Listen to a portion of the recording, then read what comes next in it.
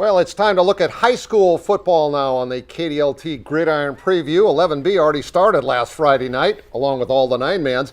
While the rest begin this week, we are joined by this guy, good friend Steve Morgan of KORN Radio in Mitchell.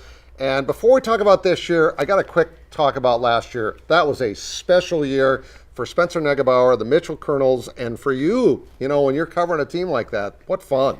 Yeah, it was a lot of fun, something that's never been in the history of Mitchell High School to get a state championship and to go all the way like that, like we did. One blemish on the year, it was pretty special. Oh, and that team was so fun to watch. I don't know if you're ever going to get a team like that again. No, they were a good group, and they knew that, I think, when they were 8th graders, freshmen coming in. If they stick together, things could be pretty good, and it did turn out to be pretty good going to the Dome and win the whole thing. And Spencer, of course, has gone to Dakota Wesleyan, so we'll get to see him for a long time. All right, 11 AAA. Can anybody even touch Sioux Falls, Washington this year? I don't think so. They're pretty solid, and they've already won twice in a row. I wouldn't even go out on the limb to say they could win 4 in a row. That's how deep they are. The junior class is pretty solid. Farniak, Tupac in there as well. And then the quarterback Johansson's back. So they're strong, they're tough, and it's going to be tough to catch them all year long. Is there anybody else in that class you even look at? I like Roosevelt. I think they're going to be a lot better than they were a year ago, and they're pretty good a year ago.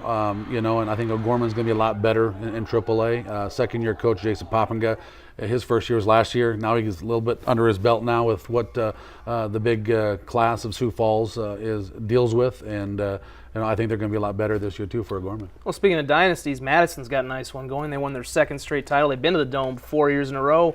Anybody going to challenge them, because they look like they have a lot back to win a 3rd straight? Yeah, the Yankee twins are just phenomenal athletes, and they are multi-sport players as well. So, they're one of the clear-cut favorites, I think, Madison to get back there and do it again. I think that's always one of the toughest classes. Yeah. Skipping back to 11 AA. Sure.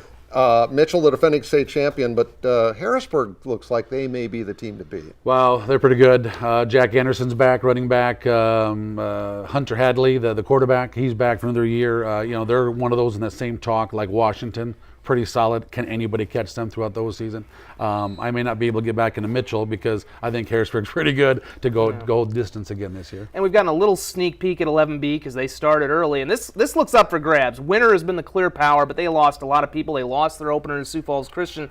Looks like Bridgewater, Emory, Ethan, they were the only team that made Winter sweat last year. They may be poised to kind of slide in as the 11B team. Well, you look at 11B, we had 5, I guess, in the media poll, we had 5 teams getting first place votes. That tells you 11B might be wide open this year in that class. I really like Jeff Van Leur's team, though, this year. They won 40-0 in their first game, and Dan Aker felt like they were the team that stepped up and really played hard physical football against them last year in the semifinals. Yeah, you talk about adjusting. They'd adjust to 11-man football. They've been 9-man the entire, their history. So this is their 2nd year in 11-man football, and that makes a big difference and look good things for the Huskies. And don't forget Roncalli. They win with a shutout. Yeah. They shut out Groton on opening night.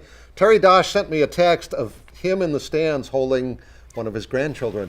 That was kind of weird to see that, but it was great to see him so relaxed. One of the best high school coaches this state has ever had, Terry Dosh at Roncalli. Keep an eye out for Sioux Valley, too. They were impressive as well in week 1. Very good team. All right, thanks, Morgan.